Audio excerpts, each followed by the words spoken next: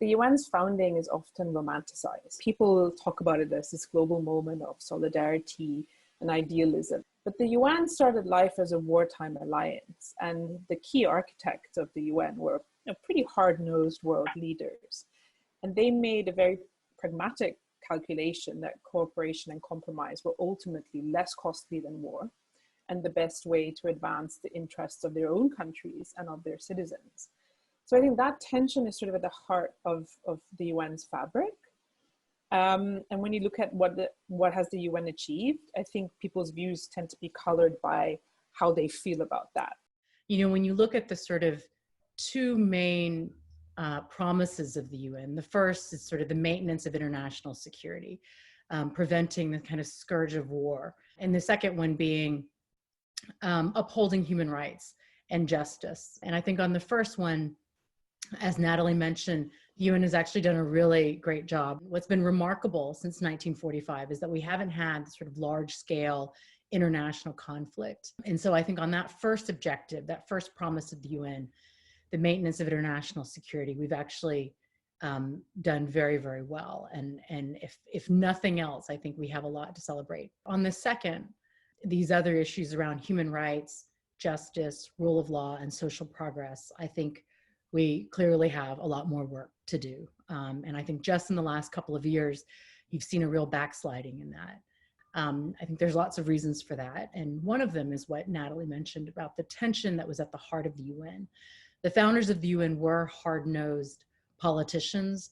They could see, you know, the sort of, you know, the compromises between great powers and great ideals, and how do we balance that? And that's something that we're still trying to deal with right now. And so I just would encourage us as we think about the next few years, how do we take what we've been, the progress that we've been able to make, and then use this moment, some kind of civilizational reset. And I think this is that moment right now, and try to take those lessons. How do we apply that to what we are dealing with right now?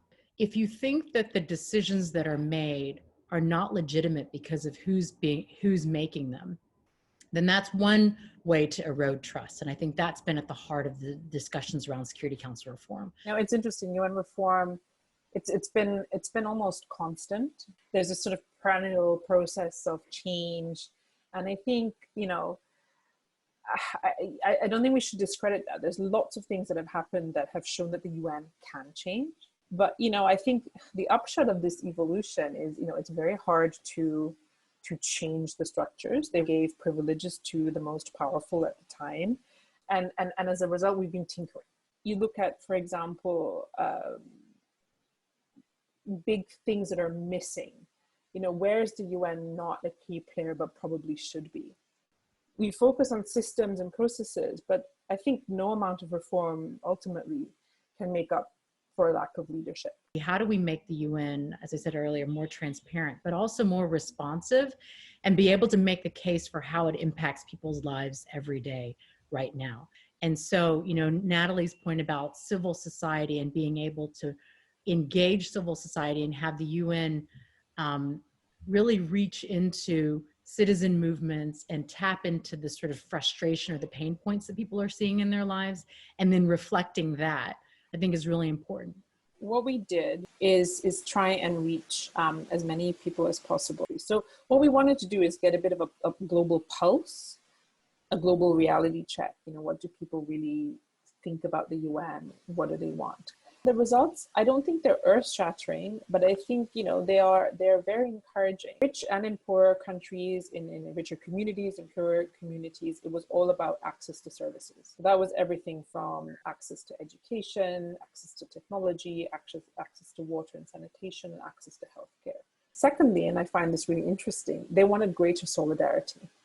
Not just between communities in their own countries, but between states. So I think people perhaps better than governments maybe understand that these are not problems that stop at the border. In general, people, you know, like the UN. I think 74% thought it was essential to tackling the problems we face. That was hugely encouraging. But as Mintu said, people thought it was, you know, remote from their lives. But again, what was encouraging is people are really thinking big. Our challenge obviously is now we've listened, people have told us what they want. How do we respond? And that is really up to, you know, it's up to the UN in part, but it's again really up to governments. So that is our challenge now, really trying to take forward this agenda and build on the SDGs and the other things that, you know, we've been working on.